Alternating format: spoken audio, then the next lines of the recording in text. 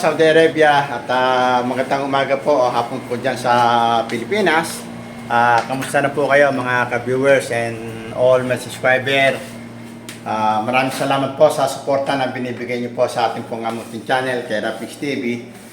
For today's video po mga ka-viewers, meron po akong isang corn beef at yun po ang gagawin po nating ulam po ngayong tanghalian. Kaya wag na po natin ito patagalin at punta na po tayo sa kusina para po masimulan na po natin ang ating pagluluto. Ito na po yung mga sangkap na gagamitin ko mga ka-viewers. Siyempre po gagamit po tayo ng corn beef at gagamit po ako ng bawang, ng sibuyas, ng kamatis at lalagyan po natin ng spring onion at gagamit din po tayo ng ground black pepper at lalagyan po natin siya ng seasoning. At gagamit din po ako ng konting tubig po at siyempre po gagamit po tayo ng mantika. Pwede na tayo ng mantika. Ngayon natin yung bawang.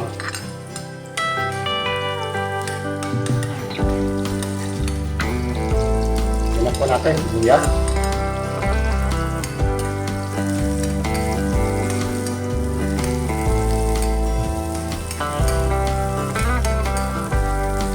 Kamatis.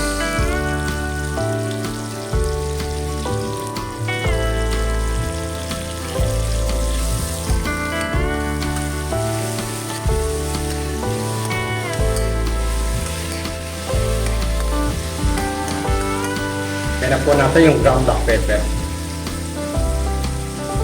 Lagyan na po natin yung seasoning.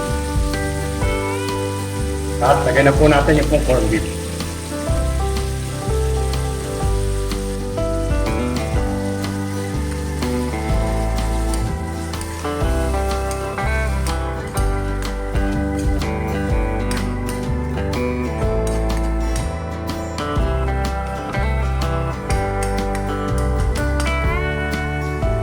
Lagyan po natin siya ng konti tubig mga ka-viewers. Gusto ko lang po na may sabaw.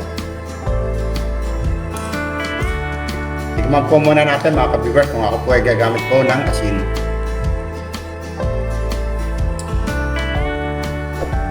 Pwede na po tayo hindi maglagay ng asin mga ka-viewers at malat po yung ating corn beef at saka po yung seasoning. Lagyan na po natin yung pundaw ng sibuyas.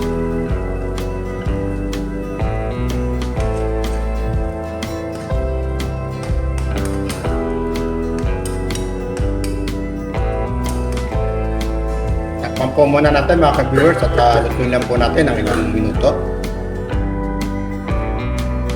Yan na natin.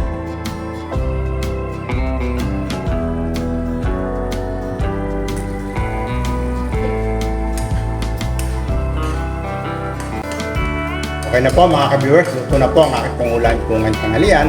At kung bago pa lang po nanapadpad po sa aking YouTube channel, ay huwag pong kalimutan ng subscribe and click na din po ang notification bell para po updated po kayong lahat sa ating pong mga lutong ulam.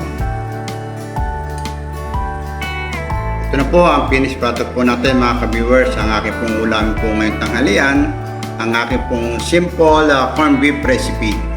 To all my subscribers and to all my viewers, maraming salamat po muli sa pagsama sa araw na ito sa aking pagluluto ng ulam. God bless po, kain po tayo.